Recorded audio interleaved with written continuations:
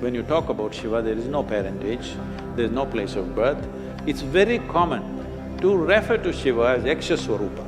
Yakshas means always those kind of beings which are not human.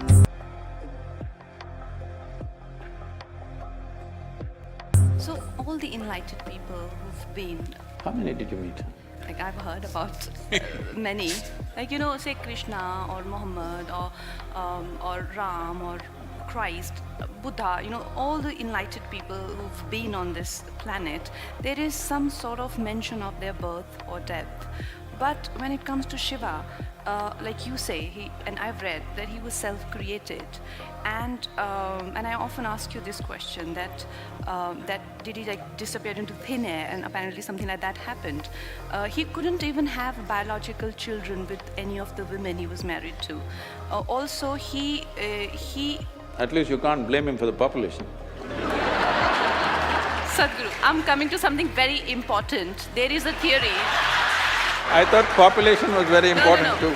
There is a theory that Shiva is alien. My favorite director, Christopher Nolan, made this film, Interstellar, which is one of my favorite films, where they are constantly referring to certain beings as they.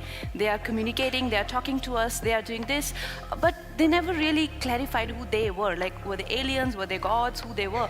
And Sadhguru, like this, I think I felt it in, like when any creative idea comes to me, it has absolutely no intellectual grounds where I can go back and track it down. It's literally like a mail dropped in my head. It seems like it's from an outside space. This is not a confession.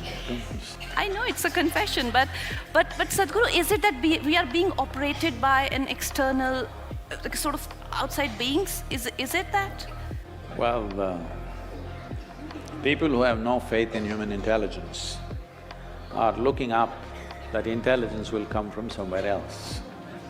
What we need to understand is, see, there are certain things which are very significant things in this country which unfortunately this present generation has completely forgotten, or very few people are reminded, and the rest of the world, some places they recognize, rest of the places it's not there. What the thing is just this, here we consider things like this. For example, in yoga, we call your spine the center of the universe, we call it Merudanda. That means it's the axis of the universe.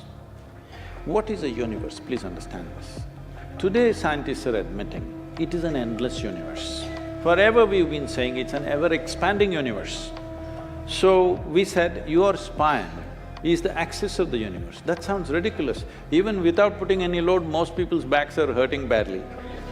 They can't even walk or run or do anything.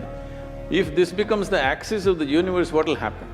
Why we are saying this is, see, you know there is a universe or you think there is a universe only by your experience, isn't it so?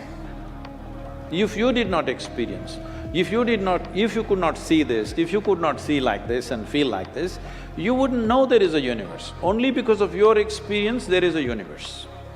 And the center where your experience is being transmitted is through your spine. If you cut a few wires in your spine, you will have no experience even of the body, forget about the universe. So, because your ability to experience the universe is rooted and centered in your spine, we are calling your spine as the axis of the universe. Suppose this hall, see now we know the boundaries of this hall. Now we can debate whether this is the center of this hall or that is the center of this hall. Suppose there are no boundaries to this hall, how would you decide which is the center of this hall? Where you are is the center of the hall, isn't it? From this basis, we developed a whole possibility for a human being, how not just to believe these things, but to make it into your living experience. It is from this the word yoga came, that the inclusiveness happens not because I tell you, oh, I love you, you love me and all this stuff. Inclusiveness happens simply because you obliterate the boundaries of your individuality.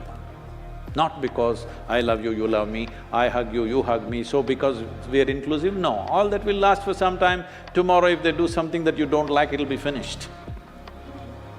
But you obliterate the boundaries of your individual nature, including your body, that you know how to sit here without being identified with the boundaries of who you are. Your physical structure, your mental structure, your emotional structure has a boundary. It may be large or small. No, I'm not talking about body being large. It may be large or small, but it has a boundary. But there are dimensions which have no boundary. What doesn't have a boundary is non-physical in nature. So our focus has always been on that dimension, which is non-physical.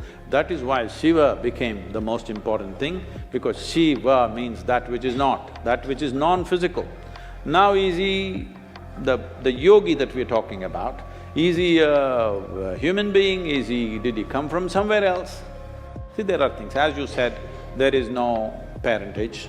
When you talk about Shiva, there is no parentage, there's no place of birth, nobody saw him as a young boy to grow up. All the time when we saw him, he was about the same age. And we don't know where he died, such a significant human being. Even in those times, if he died somewhere, they should have built a temple, they should have built some kind of a monument for him. Nothing like that happened. So there is no birth, there is no death, there is no parentage, there is no siblings, there is no anything to prove that he was here. Does it mean to say we can assume he came from somewhere? Not necessarily. But in many of if you look at the lore, it's very common to refer to Shiva as Yaksha Swarupa.